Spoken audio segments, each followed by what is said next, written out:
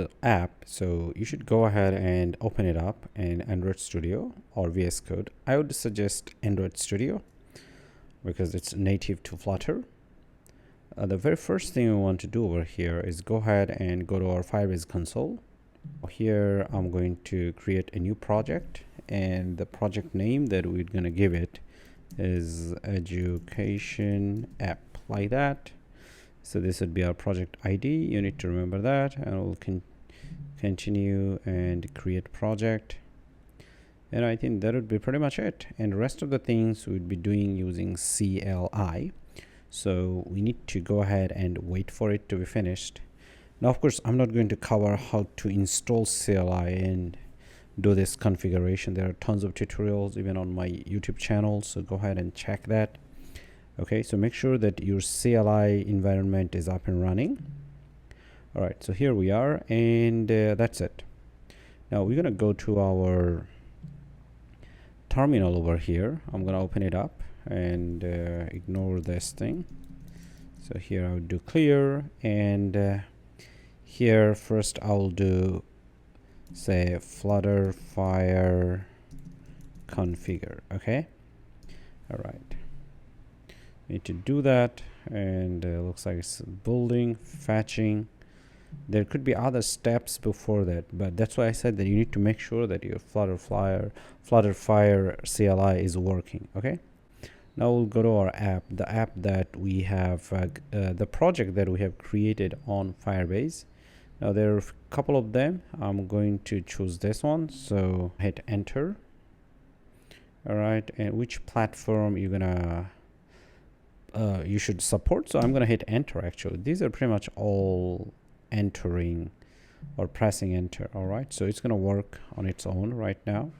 So even you do that during this time, make sure that your internet connection is good. Yes, we do see that there is an issue over here.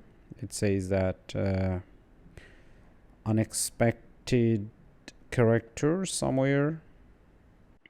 So this issue could be caused because older session in our CLI. So one thing I could do, Firebase log out, and then we're gonna log in again.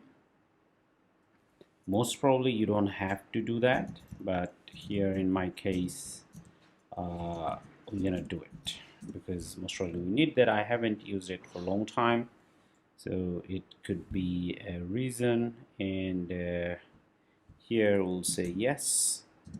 Okay, so it needs authentication, as you can see. So, and I'm going to say allow, and here yes, login successful. All right, okay, now this time if we go ahead and do Flutter fire configure, and it's going to work. So hopefully it's going to work. All right, now I'm going to go to the top and select our app. This is the app that we have created. I mean, this is the project.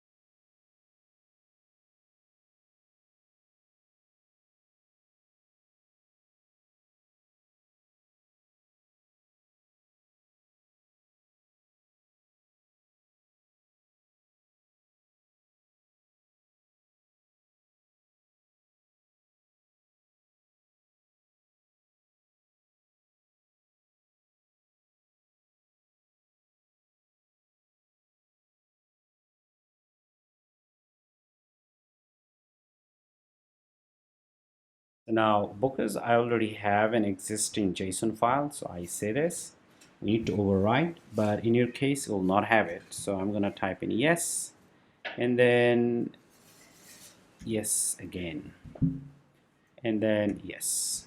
Okay, and that's it. That's pretty much it, and that's done. Okay, All right, so after that we'll be able to run our app. So let's go ahead and do that.